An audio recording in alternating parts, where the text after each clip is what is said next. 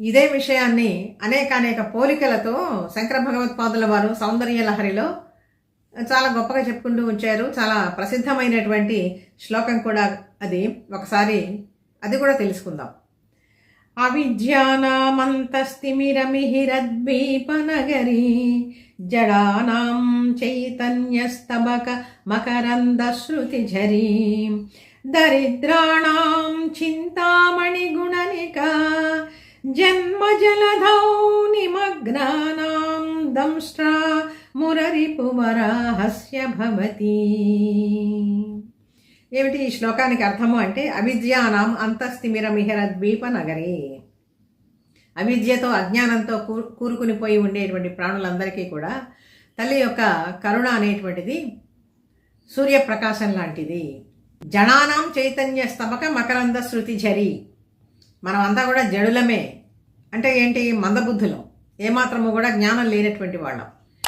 ఇటువంటి వాళ్ళందరికీ కూడా చైతన్య స్తబక మంజర శృతి ఝరి.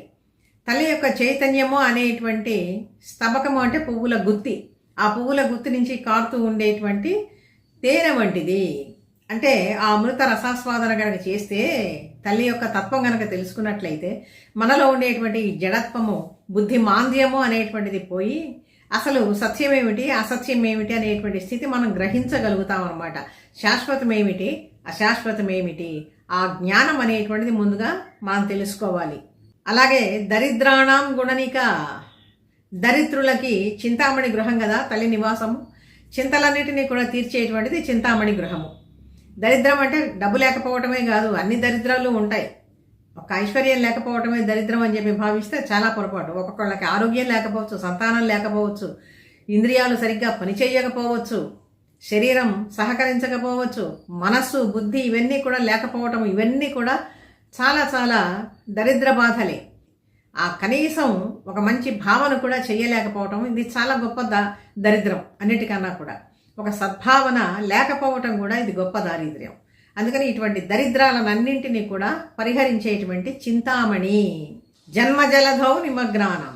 ఈ జన్మ జలధి, జలధి అంటే సముద్రం. ఈ జననము మరణము అనేటువంటి సముద్రంలో కూరుకుని పోయి ఉండేటువంటి వాళ్ళకి జన్మ జలధౌ నిమగ్నానం. ఇందాక చెప్పుకున్నామే, సంసార పంక నిర్మగ్న సముద్ధరణ పండిత.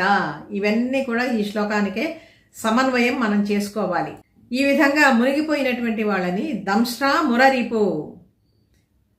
ఎక్కడో అనంతమైనటువంటి జలధిలో మునిగిపోయినటువంటి భూమిని శ్రీ మహావిష్ణువు తన కోరతో, దంష్ట్రలతో ఎత్తి ఏ విధంగా పైకి లేపాడో ఆ విధంగా మనల్ని కూడా ఉద్ధరించడానికి శ్రీమాత యొక్క తత్వము అనేటువంటిది, విచారణ అనేటువంటిది అటువంటి వరాహ మూర్తి యొక్క కోర లాంటిది అని చెప్పి ఇక్కడ చెప్తూ ఉన్నారు.